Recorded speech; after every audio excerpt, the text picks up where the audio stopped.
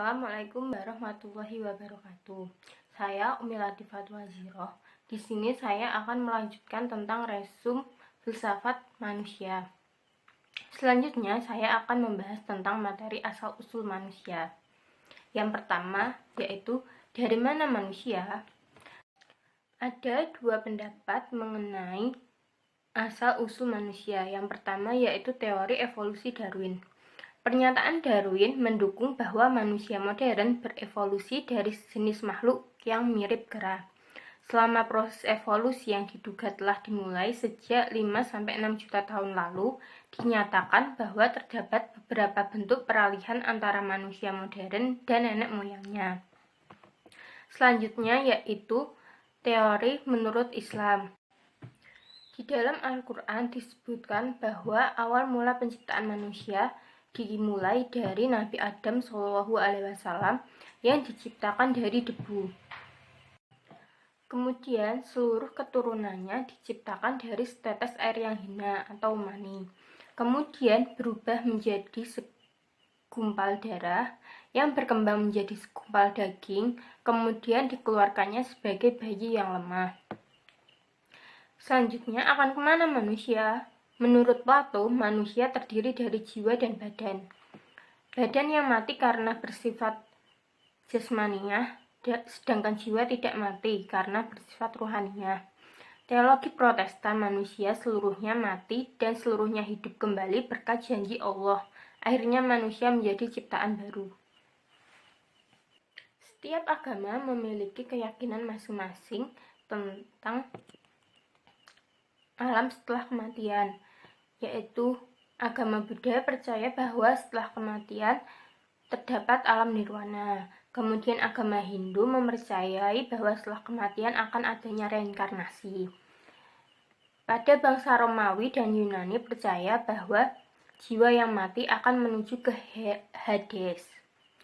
Sedangkan Yahudi mereka meyakini bahwa setelah kematian mereka akan jatuh ke dalam pelukan Abraham. Sedangkan Islam sendiri mempercayai bahwa alam setelah kematian akan adanya Firdaus, yaitu sumber kebahagiaan. Selanjutnya yaitu sosialitas. Manusia tidak bisa ada dan tidak bisa berkembang tanpa kehadiran dari subjek lain. Sebagai persona mengadakan komunikasi dengan sesamanya dan membuka diri serta menyerahkan diri sendiri kepada mereka adalah kebutuhan pokok dari manusia. Faktisitas sosial manusia.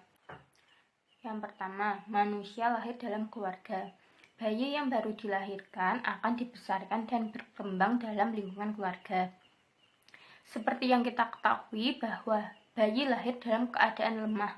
Mereka belum bisa apa-apa, sehingga mereka belum bisa memenuhi semua kebutuhannya. Sehingga keluarga menjadi lingkungan terdekat sosial manusia. Yang kedua, seksualitas. Seksualitas tidak hanya merujuk pada fisik, melainkan juga afektif dan psikis. Seksualitas merupakan suatu cara berada manusia untuk mengalami dan menghayati diri dalam relasinya dengan sesama. Yang ketiga, gejala bahasa. Seperti yang kita ketahui bahwa bahasa merupakan sarana komunikasi kita. Komunikasi tidak mungkin terjadi kalau hanya terdapat satu orang saja, sehingga komunikasi paling tidak dilakukan dengan 2 orang atau lebih. Yang keempat, strukturisasi dunia. Manusia lahir di dunia dalam kondisi dunia yang sudah tertata sedemikian rupa dengan perangkat serta struktur sosial yang sudah ada. Nilai-nilai sosialitas. Nilai-nilai yang menjadi syarat mutlak dalam perkembangan manusia sesuai dengan hakikatnya dalam kebersamaan yaitu 1.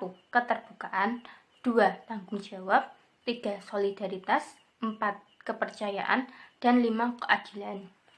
Yang terakhir yaitu historitas. Homo sapiens modern pertama kali muncul di Afrika lebih dari 300.000 tahun yang lalu. Namun ada perdebatan besar antara para sarjana apakah orang-orang pertama itu sama seperti orang-orang yang hidup sekarang. Para arkeolog percaya kalau orang-orang awal yang mirip seperti orang masa kini pernah hidup dalam komunitas kecil Yaman Es di pantai Afrika Selatan, setidaknya 100.000 tahun lalu. Bukti-bukti adanya historitas itu yaitu: 1. Leluhur langsung bangsa Indonesia berasal dari Taiwan. Yang kedua, rumah bagi manusia purba. Ketiga, manusia Jawa teori evolusi Darwin. Yang terakhir yaitu manusia Indonesia adalah campuran beragam genetik. Itu tadi resum UAS Filsafat Manusia dari saya. Kurang lebihnya saya mohon maaf. Wassalamualaikum warahmatullahi wabarakatuh. Terima kasih.